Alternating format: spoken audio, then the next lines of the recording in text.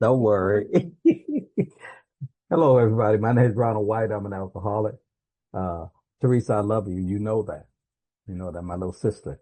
Um, uh, I have a sobriety date. It's July the 14th of 1986. I have a home group. It's called the Never Too Early Big Book Workshop. We meet every Sunday morning, 9:30 a.m. Pacific Standard Time on the online platform.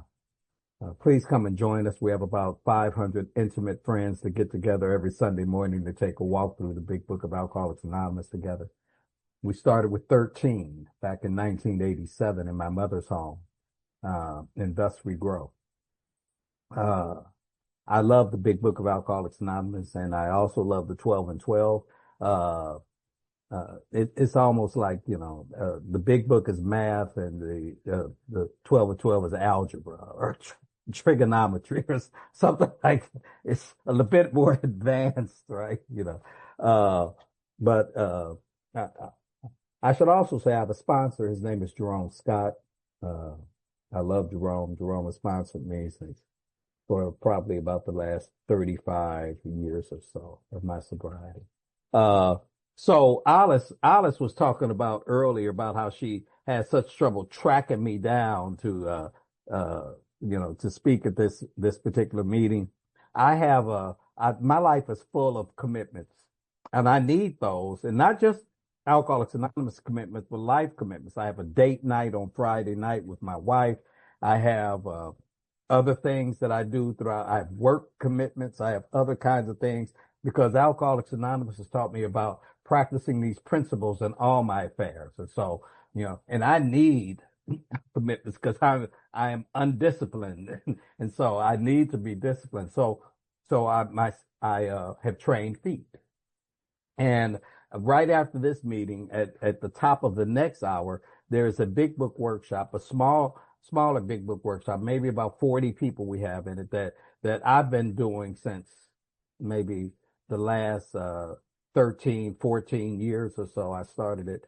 And another lady, I decided to go to a workshop and to just be a member. I didn't want to facilitate it. I wanted to be in there and be, I felt like I want to be, how we are.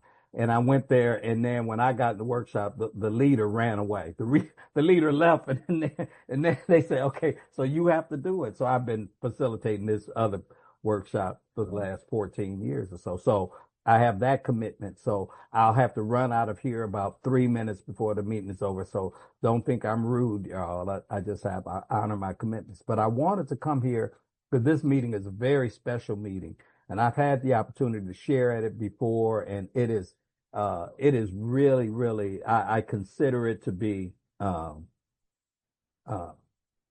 not just because it's the 11th step, but it's the people that had found at the meeting when Ali and Teresa and them started this thing and were doing it, and there was some other stuff. I, I'm sorry, y'all. I just kind of looked over and I saw Teresa's avatar, and I thought, oh my God, what happened? No, but it just really threw me, and I was, oh shit. So I'm sorry. I apologize. Don't do that to me, T.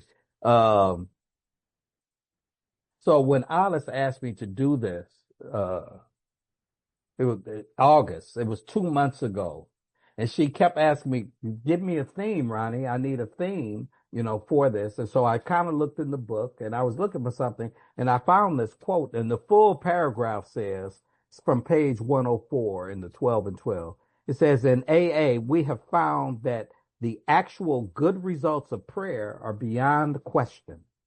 They are matters of knowledge and experience. All those who have persisted have found strength not ordinarily their own. They have found wisdom beyond their usual capability. And they have increasingly found a peace of mind which can stand firm in the face of difficult circumstances." And I already know that God is always in the house and God is always in the mix, and somehow I don't know why I picked that, y'all, because I didn't know that today that I would be sharing with you guys. And last Wednesday I got a call from I work at two jobs, and I got a call from the owner of one of the businesses I work for, and she told me Ron, we're kind of underwater right now. The business is kind of, we're in the red and we need to, tighten our budget. We need to make some cuts. And so we've decided to stop outsourcing. So, starting in November, your services will no longer be needed. And, and I said, excuse me? And she said, like, she said in November, we're going to be doing in-house. We'll have some of our employees run the meeting that you are running, and we don't need your service.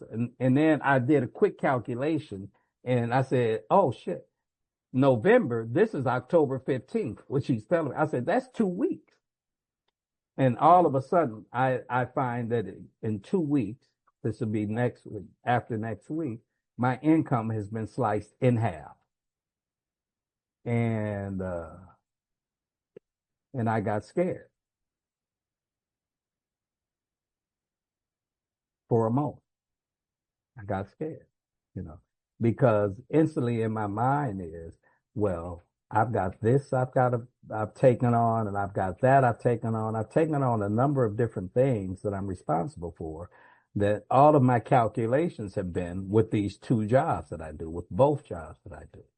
And now all of a sudden, I'm being told that, I no longer, and immediately after the fear came the thought, okay.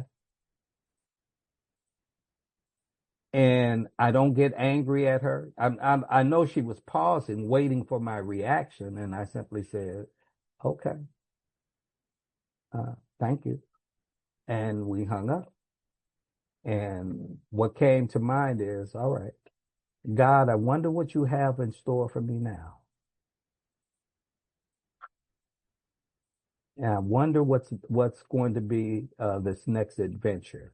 Now, you need to know that one of my chief, and I share about this often, one of my chief fears, the chief activating fear of this self-centeredness that I have is fear of financial insecurity. It's always been the bane of my existence. It's always been something that has dogged me most of my life. That most of the bad decisions I've made in life are traceable to decisions I've made based on self fear that have later placed me in a position to be hurt. I was disbarred. I was a practicing attorney for about 35 years, and I got disbarred about 10 years ago. As a result of making a decision based on self that later placed me in a position to be hurt. I took on a person as a client that I knew or I suspected was not all he pretended to be or all he presented to be, but my desire to get paid overrode my common sense. And I placed myself in this position where I began to work for this person or work with this person. And they later end up embezzling $1 million from one of their investors. And as a result of me not doing my job, which was oversight of his business, I lose my license. And I couldn't be angry at him. Thank God for inventory and thank God for having the people around me because I had people saying, let's go find him. Let's ride, right? But I didn't look at him. I looked at me. And I realized that I made a decision in the past, a decision to align myself with this particular person, and it placed me in a position to be hurt. And I need to let you guys know that I contemplated suicide at that moment.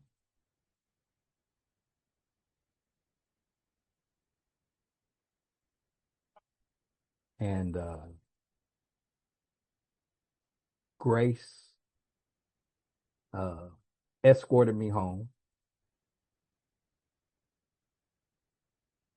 I sometimes like to quote the line that Bill Wilson says about if an alcoholic fails to perfect and enlarge his spiritual life through work and self-sacrifice for others, he could not survive the certain trials and low spots ahead. And I knew that there was something that I had done. I realized this later, not in the moment, but I realized later that there was something that I had done that had connected me enough to the power that fear did not overtake me. and that I was able to make it home. And Grace found me.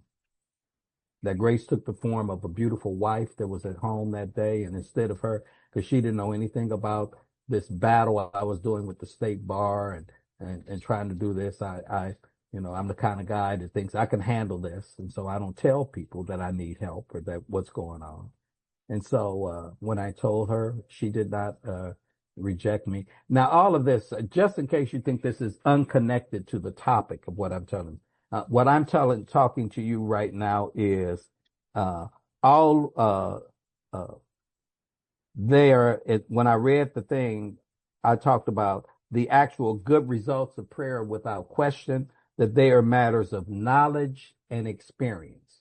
And what I'm trying to share with you right now are the knowledge and experience that I have gained as the result of prayer, as the result of my steps being ordered and me being guided, because I was guided home. And that wife that I told you about, instead of her rejecting me or leaving me or calling me a fool or doing whatever, instead my wife embraced me.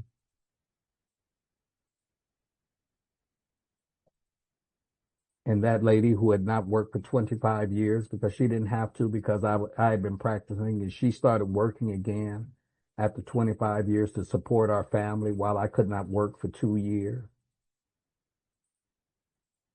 And I can't tell you what it felt like in the valley. No, I can tell you what it felt like in the valley. In fact, that's why I'm here. Because it's so funny that when you're walking in a dark place, there's a light that happens. Um, I got an opportunity to be a house husband while my wife went back to work. And all this time that I thought that, see, because in our arrogance, we forget particular things. See, I'm the one that told my wife has never been lazy. My wife has always worked.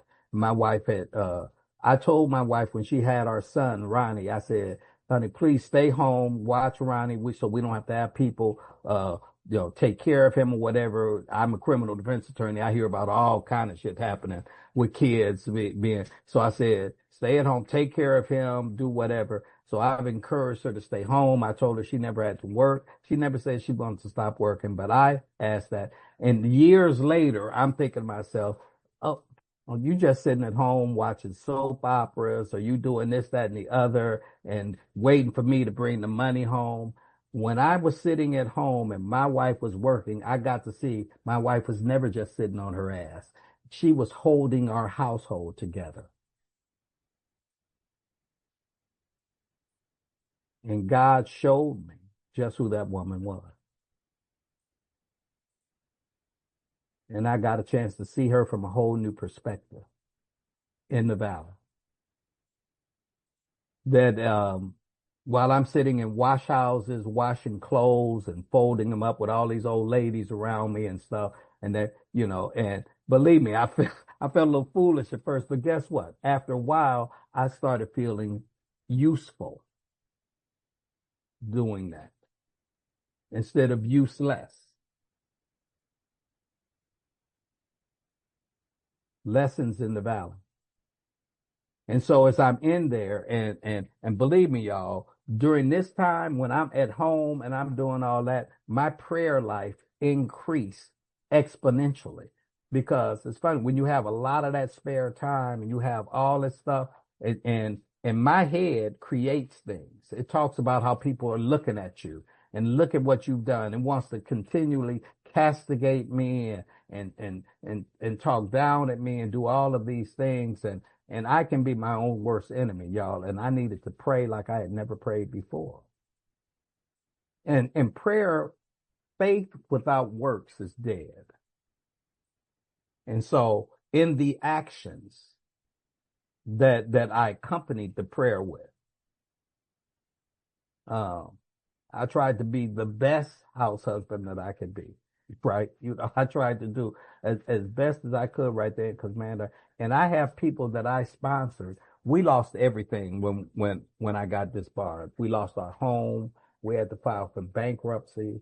We had to do all kinds of things. And I can't tell you what a failure I felt like. when we lost our home, we were fortunate enough to have um, a, a, a family member connect us with a very good man who allowed us to rent a home that his mother had just passed away, and he was looking to rent this home, and he allowed us to do it. And at the time, my wife's salary didn't cover all the rent, and he'd work with us, and he would let us pay twice a month, and we'd do whatever. But after a while, we kept falling further behind in the rent. And after about 6, 7, or 8 months, he reluctantly handed me an eviction notice and says, Ron, I don't want to do this, but my business manager says I have to protect myself, and so I have to serve you with this. I'm so sorry. He don't know. I felt bad for him because I knew he had been helping us so much, and I felt bad that we couldn't pay the rent, and I had to ask for help. Now it's hard when you're the helper to become the helpee, because it felt humiliating to have to ask people for money, to ask people for help. And what I found is it was not humiliating, it was humility that I had to have. And I learned some additional lessons in the valley. People stepped up, people who loved us beyond measure, to help us pay our rent, to help us stay on our feet. We started having to buy stuff from the 99-cent store and Dollar Tree because we could no longer afford all the name brand stuff that we had. It was very humbling, this process that I went through. And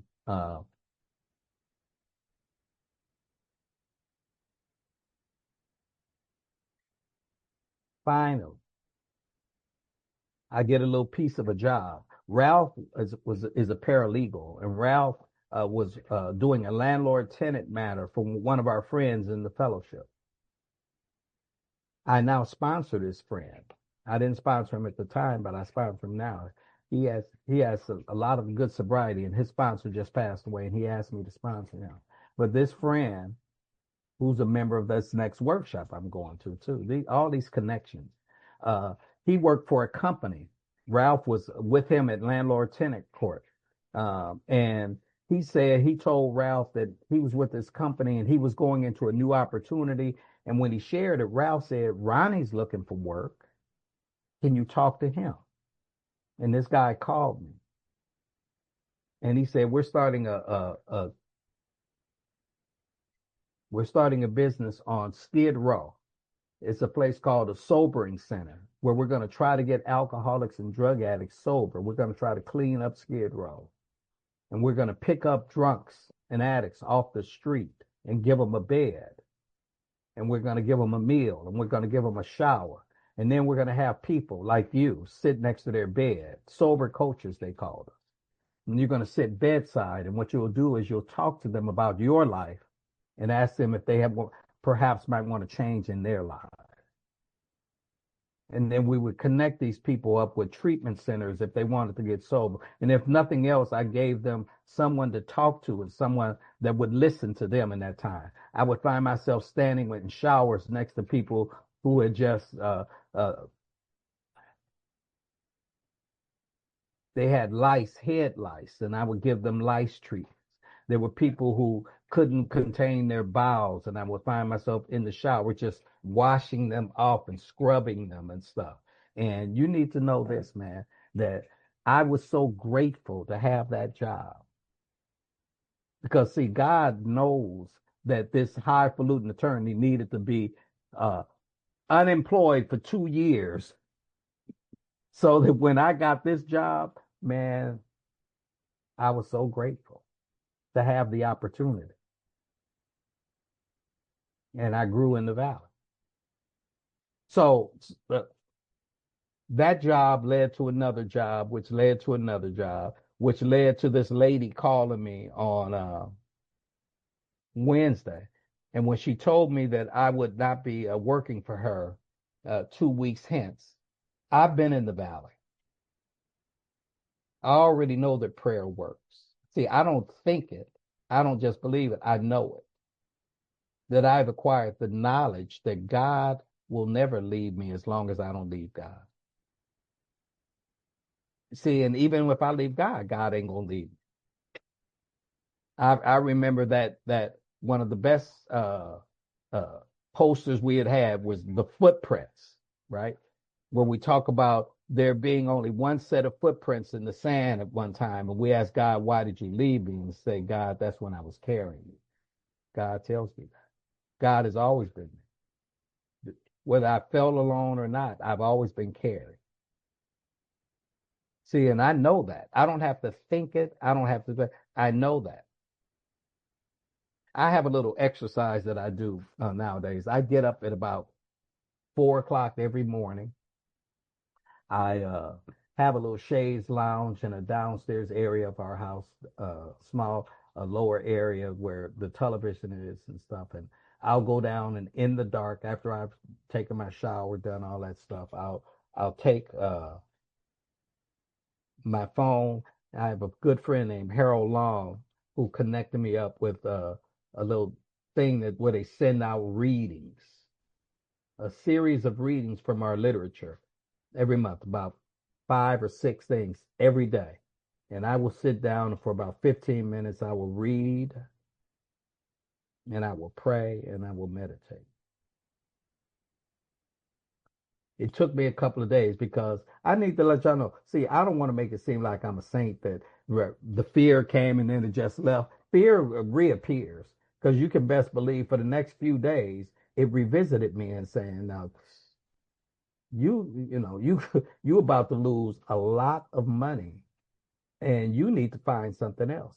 And I have not wanted to be rash or hasty or anything like that because I have, I really know, be still, be still because I know me and I don't want to rush. It's not wise for me to rush into anything. I need to get quiet and I need to be introspective and I need to be prayerful in order for me to get the results. How do I know that? From experience. Because I've been able to look back on the times when I've made hasty and rash decisions that have placed me in a position to be hurt. And I know that has never been good for me. When I was in that job on Skid Row, working with the homeless population. I never worked with the homeless population before. I had been this criminal defense attorney, but obviously everybody I'm working for had money. And so when I'm working with the homeless, it's a whole nother, and there may be people on here who's aware of that. And the homeless population is not just one population. You have a huge, diverse community of different kinds of people. You have the people dealing with mental health problems. You have people dealing simply with financial problems. You have people with just lifestyle choices. There are people who want that they don't want to be housed. There's people who want to be housed, but they don't have them. So there's a whole and I got to learn this community, and I got a chance to come fall in love with this community. And so I'm working down on Skid Row, and there's a friend, someone that Ralph sponsored. Ralph seems to run throughout my story a lot because our sobrieties, our walk is intertwined with a lot of commonalities. And Ralph is sponsoring a guy who is a director at a drug and alcohol treatment program. And they're opening a facility that they're going to be hosting a AA meeting. And at their opening meeting, he invites me to be the speaker. So I go and I speak at this meeting. And a couple of weeks later, I'm sitting in my little cubicle, my little desk in the company, the sobering center, and I get a call from this guy. Greg was his name. And Greg, he calls me up and he says, "Ron," he said, "the clients are still buzzing about what you shared at the meeting." He said, "Do you think you can come do a group for us here at the treatment center?" I said, "Well, I've never done a group before." I said, "I mean, what would I have to do?" He said, "Well, you could get licensed." He says, "There's an online, you can go online, you can get licensed, and then you could do." I said, "Well, what would the group be about?" He says, "Well, it could be about anything." I almost said a bad word. I said, "I know y'all don't cuss at this meeting." He said, in my ears, he said, "You can do whatever the F you want to do," right? So I said, "Oh, really?" He said, why don't you share why don't you do a group about what you shared at the meeting, about how you got sober, about how you've sustained sobriety. That's what they're interested in. They're interested in how do you stay sober. I said, well, can I use the book in my groups? He said, you can use whatever you want. And so I start one group at this treatment center, taking the clients, talking to the clients, not as a member of Alcoholics Anonymous, but I talk to them as a counselor, and I tell them that there's a method of recovery that's been found by many, called a 12-step recovery program. And I tell them that, I'm not espousing this as the only method of recovery. This is one method. I said, and I'm familiar with it because I've tried it. I said, and so I'd like to go ahead and introduce you to this method so that maybe when you get out of this treatment center, it might be something that you want to check out for yourselves. Um, and so I started with that one group, and they asked me to do another group. And then they asked me to do another. And after being there for a year, they told me that there's this is located in the city of Redondo Beach here in California. And they told us that there had been a homeless population in Redondo Beach, which I was flabbergasted because I said, Redondo Beach got homeless? And they say, yep, they're homeless everywhere. They said, we're trying to clean up the homeless thing by starting a homeless court in Redondo Beach, where people who have little cases and stuff will be able to come to try to get their cases resolved. And so they create this homeless court. And they said, Ron, because you work with the homeless downtown, we think you might be suited to spearhead this project for us. Can you be our? And so they put me in charge of this, being the drug and alcohol counselor at the homeless court. Now I do that, and all I'm doing, you guys, is doing what you guys have shown me. I'm following the directions. As a result of me following the directions, the clients kind of like me. And the court started noticing that. And the prosecutor and the public defender asked the court, they said, can we have Mr. White meet on a weekly basis with our more hardcore clients? And so they started having me do one-on-one counseling session with them. So I have 18 people that I meet on a weekly basis, once a week. And as a result of me doing that, I get a call after I'm doing that for about a year. I get a call from a family friend who says, look, I work for a company that is a foundation that has group homes for people who are mentally incompetent to stand trial. The court sends us these people, and we have to run a group for them called a competency group, where somebody has to teach them about the court system. We need somebody to take over these groups, and we know you do groups at those treatment centers, and we know you used to be a lawyer, so you have the knowledge and you have the ability. Can you come do some work for us at these group homes? There were 6 homes at the time. And so I started doing that, and there's 19 homes there that I work at. That's the job I'm being let go from. And I've been telling the clients, so all this week, I've been telling the clients, there's like about 20 people at each one of these 19 houses. And I've been telling them that next week is going to be uh, my last day there.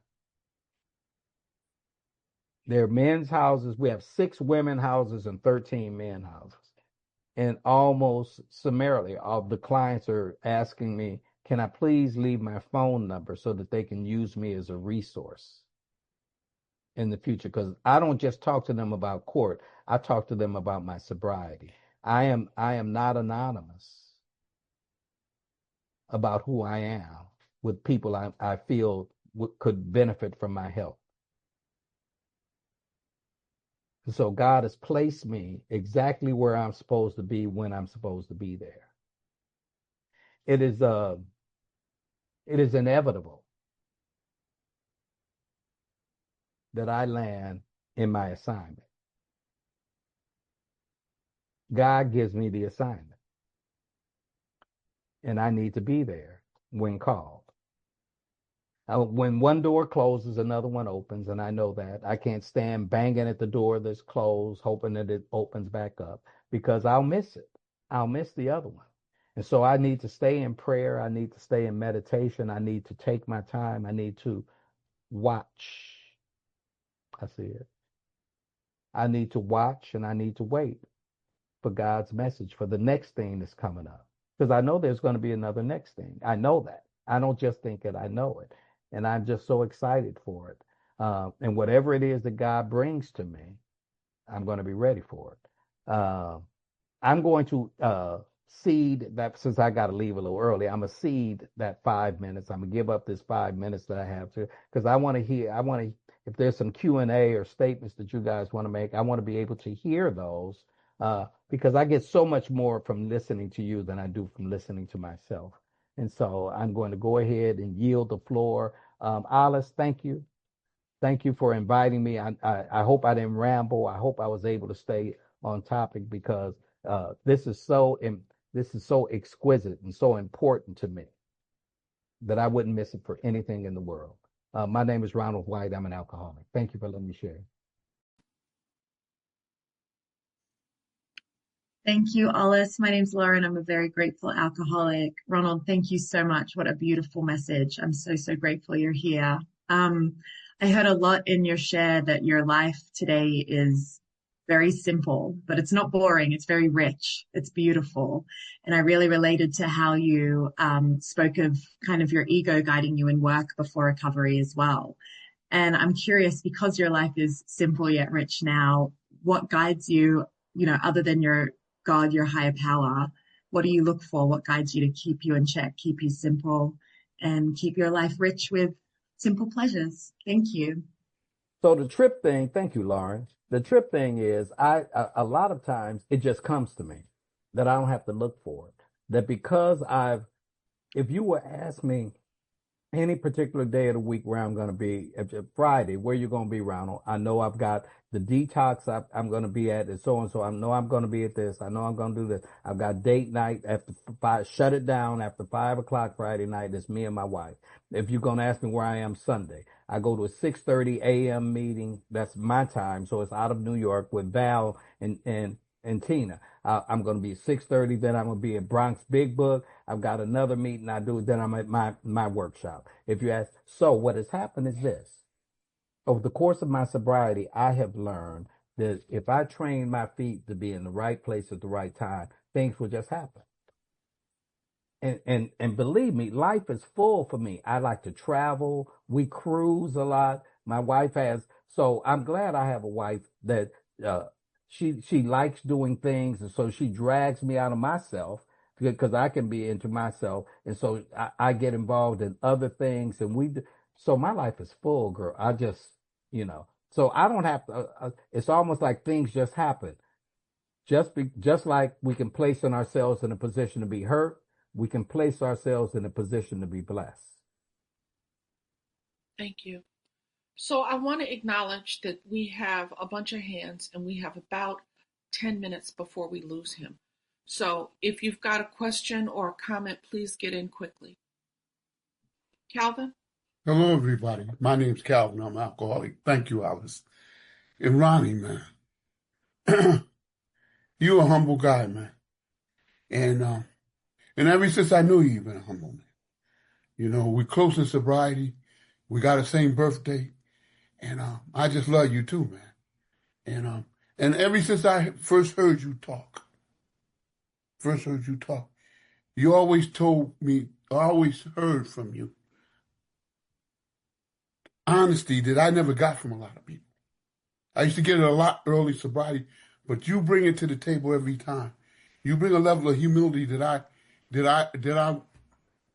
pray that I get. Because I'm telling you, man, you touch me every time you talk. And just telling us right where you at today.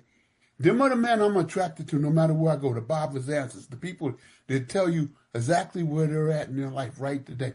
They don't make up no bullshit stories and tell you, well, I should be over here, I'm over there, I'm doing great. You just tell it just like it is, man. And it's so attractive to me. And I just wanted to just tell you that. And it was good to hold it. It was just good to see you in New Jersey a couple of years ago. Thank you. Pat, please come on in.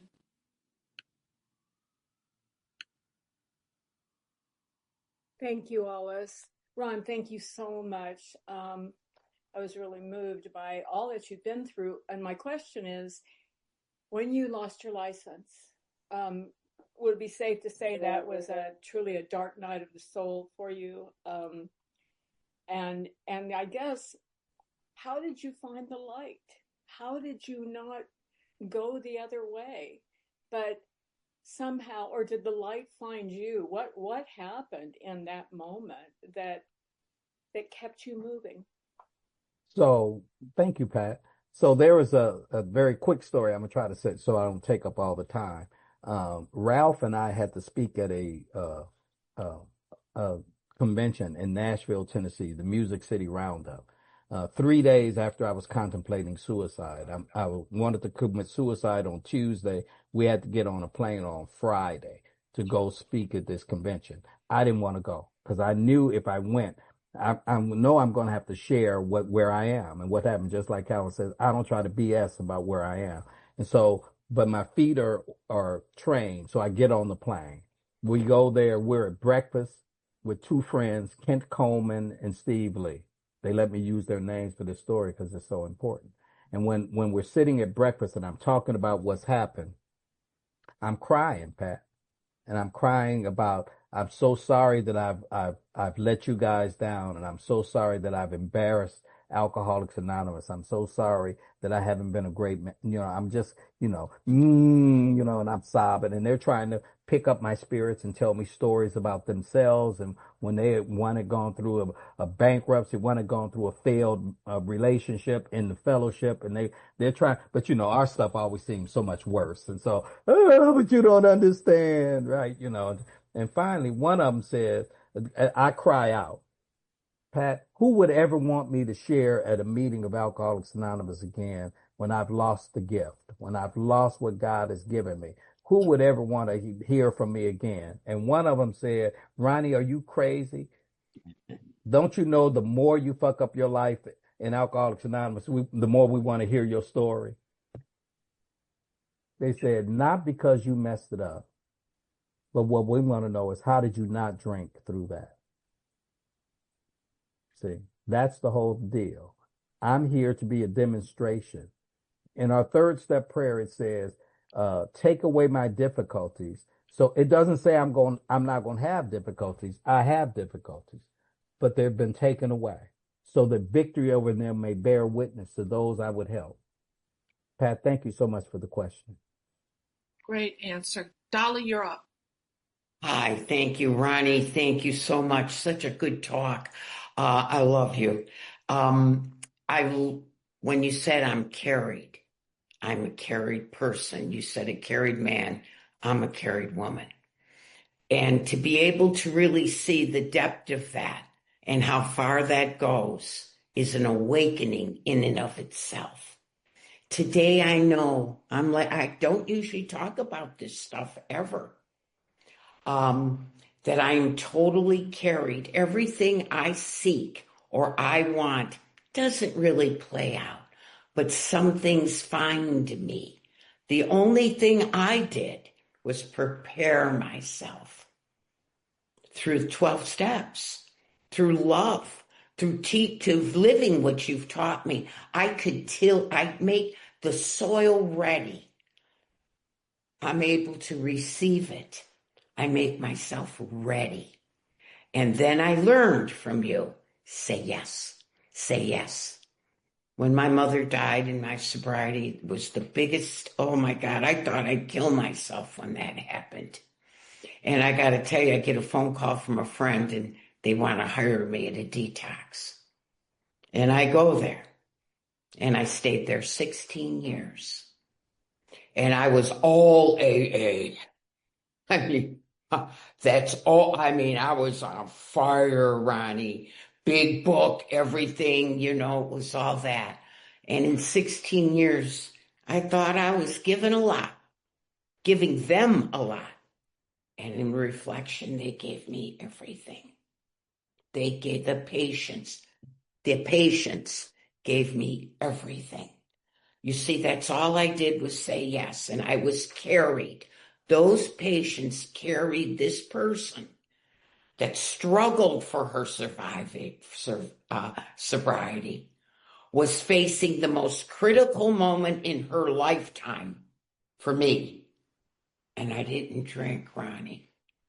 I didn't do anything, Ronnie, but go there and pound this book in group after group after group. I was carried there, Ronnie. I didn't choose to go there. I wasn't making much money there. Do you know what I mean? We're carried. And that is, I believe, the grace. As long as we're awakened enough to say yes because we see it. To me, Ronnie, all of life is an opportunity today. Today I sound good. Thank you. I'm in a good place tonight. Thank you so much, Ronnie. Okay, we've got 5 minutes and 4 hands, and that's just going to be what it is. If I can't get to everybody, I want you guys to know I love you. Jackie, you're up. Everybody, I'll be real quick. Oh, Ronnie, thank you, thank you, thank you so much for tonight. I myself have been in a situation for the last month where it's the valley of dark, and my whole world's been rocked upside down. My husband has Parkinson's, and he drained the bank accounts, and we got it turned around. Something spoke, like you're saying, is like, stay in the quiet, stay in the quiet. And I've doubled up on my prayer, and I'm thinking, okay, God, whatever. It's not working, not working, not working. And the last 2 days, everything has turned around. The sanity has been returned for me and for him.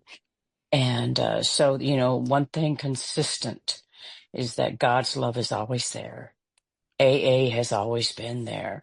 And I too thought about drinking on Sunday. I have 17 years, and I thought, I just want to drink to pass out. And I shared that with my sponsor. She says, well, at least you haven't been thinking about drinking. I said, but I have. And then I shared it at a meeting today, but I have, and I was ashamed of that. And I don't need to be ashamed of that. I am an alcoholic. And by sharing it, it lightened that load. And I realize I see the suicide in my thoughts, the suicide in my drinking. I see that. I see that. And so I just appreciate your honesty and your sharing and your giving of yourself so that I can feel like a normal person, and I'm okay. I'm okay. So I thank you. Thank you, Jackie. Thank you for that. And Ronnie, before you have to leave, I want you to know there's a lot of love in the chat for you. Kathy, you're up. I think we can get you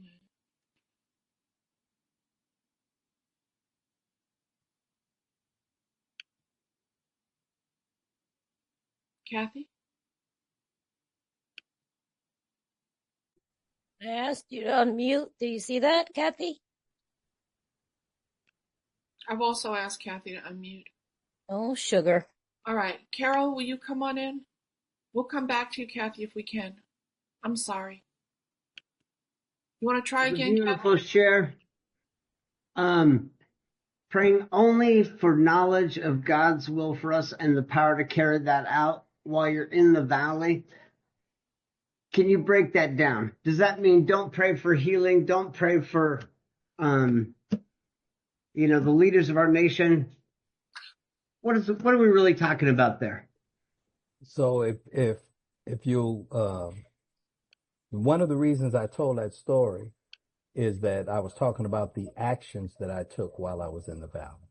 Because praying is one thing, and praying for knowledge of God's will for me and the power to carry that out. That all sounds good. What I do know is this. God's will is God always wants the best for me. Now, I don't always know what that is, you see. And so you guys have taught me a way of life that makes me, consistent with that aligns me with that puts me in the right direction with God's will. So that because best believe there were people approaching me to make a move, to do some, get rich quick thing, to do something slick, to do whatever. And see, and if I had done those things, praying for God's will and the power to carry that out, go all out the window. I'm praying for Ronald's will and the power to carry that out, right? And so I understand that follow the directions, Mr. White. I need to continue to follow the directions that you guys have given me, and the assignment comes. Thank you. Kathy, I've tried a few more times to unmute you. I think I got. Oh, She I muted had you it in again. the, Oh my Okay, I God, think that's I saw it this time. I knew I was looking for it. Thank you, Ronnie, for your time and your share. My question is, faith without works is dead, and yet we have to be still. So how do you balance the two? so it's funny how Bill had written this thing, common sense thus become uncommon sense. It says, when I'm in doubt, instead of me running around trying to get answers, guess what I'm supposed to do? I'm supposed to get quiet. And I'm supposed to be still. Because my thing has always been about, let's make it happen. Let's do, if I'm in doubt, let's go out and find it. A lot of times that's not the answer, Kathy, for me to go ahead and do a lot of running around. There is a certain intuitiveness that comes from having cleaned myself out and done whatever, so that now I kind of feel when I'm supposed to move. And I kind of know when to lay back. That I kind of can sense that it's an indefinable quality.